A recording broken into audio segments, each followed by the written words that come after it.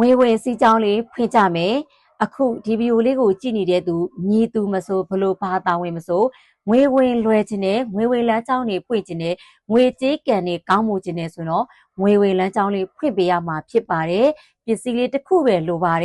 ်တဘာဝမြေကြီးနဲ့ပြုလုပ်ထားတဲ့စေမီးကွက်လေးလိုပါတယ်တရင်ကြိုလာပြီးတစောင်းမုံလာပြီးနေမှာပူစော်တဲ့ထွန်းကြီးတဲ့ပူစော်ကြတဲ့စေမီကွက်တဘာဝစေမီကွက်လေးအသေးလေးရတယ်ကြီးလေးရတယ်ဒီလိုမြေကြီးနဲ့ပြုလုပ်ထားတဲ့တဘာဝစေမီကွက်လေးထဲမှာ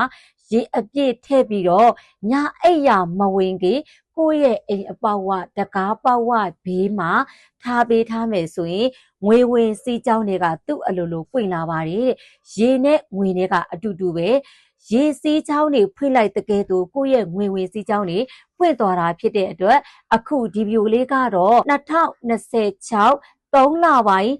10ရက်ညချမ်းကာလာလေးမှာတင်တာဖြစ်ပါတယ်အခုကြည့်နေတဲ့သူကဘယ်ချိန်တွေ့ဘယ်ချိန်ကြည့်ဒီဗီဒီယိုလေးကိုတွေ့ပြီဆိုတာနဲ့စတင်ပြီးတော့ပြုလုပ်နိုင်ပါတယ်ညအိပ်ရမဝင်ကေဖြစ်ရပါပြီဘယ်နေ့ဘယ်ရက်ပဲလို့ရပါတယ်ငွေဝင်စီးကြောင်းတွေသူ့အလိုလိုပွင့်လာမယ်ဆိုတာအမခံပါတယ်တပတ်တီထားပေးရမှာဖြစ်ပါတယ်တပတ်ပြည့်သွားပြီဆိုရင်စောစောကလိုပဲအသေးလဲပြီးတော့ပြုလုပ်နိုင်ပါတယ်ယုံကြည်မှုကိုဥတည်ပြီးတော့ပြုလုပ်ရမှာဖြစ်တဲ့အတွက်ဘတ်အတွင်းမှာငွေဝင်တာမျိုးတွေသိတာထင်ရှားစွာရရှိလာပါလိမ့်မယ်ကိုလုံနိုင်သလားငွေလမ်းကြောင်းပြည့်သွားမှာဖြစ်တဲ့အတွက်ဆရာမပြောတဲ့ဒီအရာလေးကိုတေချာလေးပြုလုပ်ပေးဖို့အကြံပြုပါတယ်ဒါကမှအကြံရောက်တော့မှာဖြစ်တဲ့အတွက်လူကြီးမိဘတွေအကိုအမတွေဦးလေးတွေအန်တီတွေကို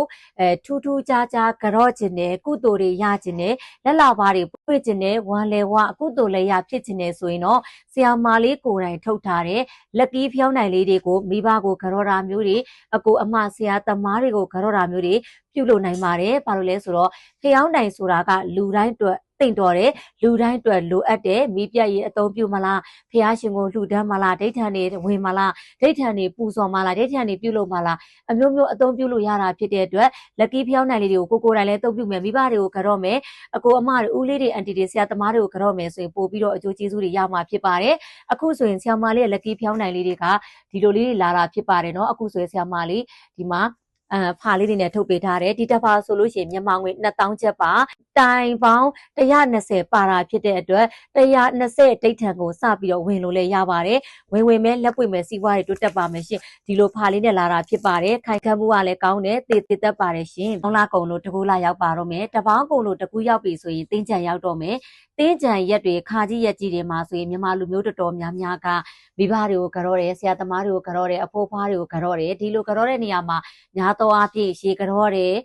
အစားတောက်စရာတွေအင်ကြီးအထည်ပစ္စည်းပေါ့နော်ဒီလိုတွေကြော့ကြတာရှိတယ်အခုဒီနေ့တကူလာမှာတော့ထူးထူးဆန်းဆန်းလေးကံပွင့်လက်ပွင့်စီးပွားတက်စီတဲ့ကြော်နီးလေးကိုဆရာမလေးနဲ့အတူတူကြော့ကြမယ်ဟုတ်ကဲ့ပါဒီလိုမျိုးလက်ကီးဖျောင်းနိုင်လေးဖြစ်ပါတယ်ခါထဲမှာဆိုရင်လက်ကီးဖျောင်းနိုင်အတိုင်ပေါင်း120ပါတာဖြစ်တဲ့အတွက်ဒီလိုမျိုးဖာလေးတစ်ဖာသို့မဟုတ်နှစ်ဖာသုံးဖာမိဘတွေဆရာသမားတွေအဖိုးအဖွားတွေကိုကြော့ပေးမယ်ဆိုရင်တော့အကျိုးကျေးဇူးကအမခံရရှိမယ်ကြော့ခံရတဲ့ပုံကောမှာလည်းအကျိုးရှိစွာအသုံးပြုခွင့်ရမယ်ကြော့ရတဲ့သူကလည်းထူးထူးဆန်းဆန်းထူးထူးခြားခြားကြော့တာဖြစ်တဲ့အတွက်ကိုယ့်အတွက်ကံပွင့်လက်ပွင့်စီးပွားတွေတက်ပါမယ်ဒီလက်ကီးဖျောင်းနိုင်တွေတစ်ဖာဆိုလို့ရှိရင်ဆရာမလေး120ထည့်ပေးထားတယ်ပြီးတော့ဒီထဲမှာစားနဲ့တန့်စေထားတဲ့စားတွေပါတယ်တစ်ချပိုးအလေးအမွှေးနဲ့တာတွေပရိပတ်ထရည်တွေလာရောက်ခံတဲ့ရည်တွေလက်ကီးရည်မွေးတွေအကုန်လုံးပါဝင်တာဖြစ်တဲ့အတွက်တာမန်ဖျောင်းနိုင်ထက်ကိုထူးခြားစွာအစွမ်းနေထပ်မှသိကြပါတယ်အခုဒီဗီဒီယိုလေးကိုကြည့်ရှုတဲ့ခုနှစ်သားမျိုးပေါင်းအားလုံးဆရာမလေးလိုမျိုးကံပွင့်လက်ပွင့်စီးပွားတက်ပြီးတော့ထူးထူးခြားခြားကုသိုလ်ရခြင်းနဲ့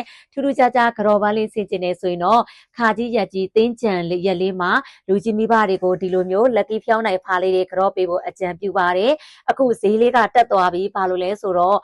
့တခြားနိုင်ငံမှာစီးဖြစ်တာလေးတွေရဲ့မြန်မာနိုင်ငံမှာစီဈေးလေးတွေပြောင်းလဲမှုရှိတာလေးတွေရဲ့အကြောင်းမို့လို့ဈေးလေးတက်သွားတာဖြစ်ပါတယ်ဆရာမလေးကတက်တာမဟုတ်ဘူးနော်ကုန်ကျန်းပစ္စည်းတွေကတက်တာဖြစ်တဲ့အတွက